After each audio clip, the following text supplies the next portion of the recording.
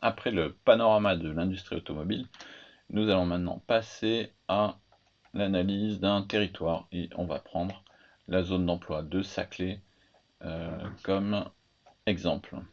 Donc, on va enlever le secteur automobile ici dans les critères par secteur. On va prendre la zone d'emploi de Saclay.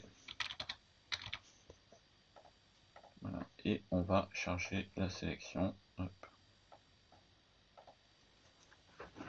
Voilà, on a 1 millier d'informations sur la zone d'emploi de Saclay, avec 46 000 emplois créés, 33 000 emplois supprimés et un solde positif de 13 000 emplois nets, avec les dernières informations, la dernière date du 6 mars, 29 février qui s'affiche en liste, qu'on peut également exporter.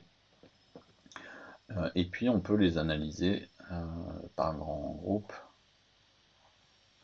Donc on va reprendre cette fois-ci par territoire, donc par région. On est dans l'Île-de-France. On peut répartir les données par commune, et donc à chaque fois, par défaut, c'est le graphique avec les emplois nets qui s'affichent, mais on peut prendre que les créations d'emplois ou que les suppressions et les répartir par commune. Là, on a les créations, on peut aussi les suppressions. Voilà. Et derrière chaque grand groupe de communes, il y a des opérations, donc on peut aller analyser, voir pourquoi il y a sur Vélizy-Villacoublay autant de suppression d'emplois. Mais je laisse les futurs utilisateurs de la base répondre à cette question. On peut répartir également par montant, uniquement par nombre d'informations positives ou négatives. Et là, ce qu'on va regarder, c'est par type d'activité de la zone.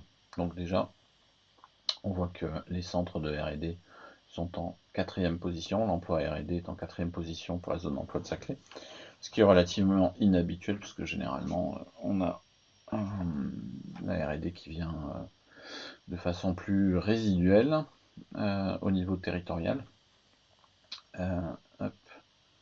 Et on peut regarder, voilà, là on voit ici que la R&D est la troisième source de création d'emplois sur le territoire, si on ne regarde que les créations d'emplois. Après il y a eu des suppressions, on y reviendra.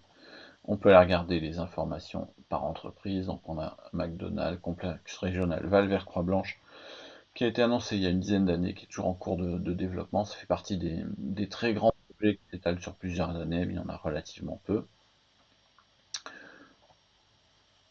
Si on affiche les informations par carte et qu'on zoome, voilà, on descend, on a un aperçu au niveau communal et on peut afficher des points proportionnels au nombre d'emplois créés ou supprimés. Voilà.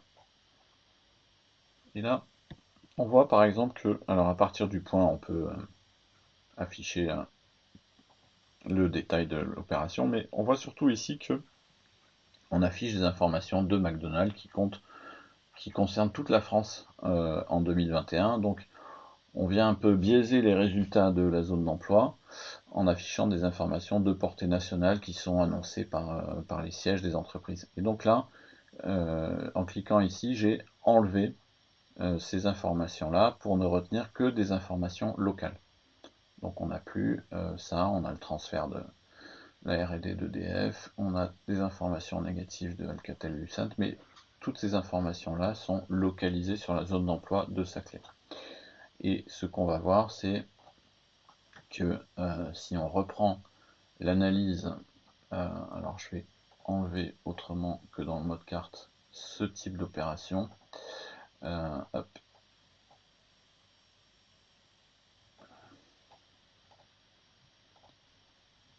Voilà, je vais enlever ici les opérations non localisées.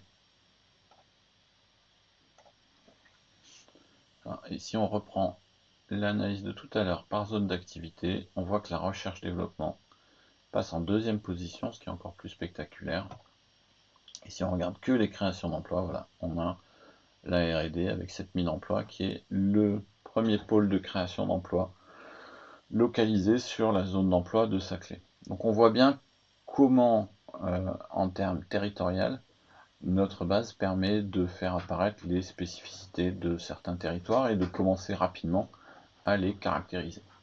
Voilà, on verra dans la prochaine vidéo comment on détaille un petit peu l'information sur les startups et les levées de fonds, peu ou prou l'innovation.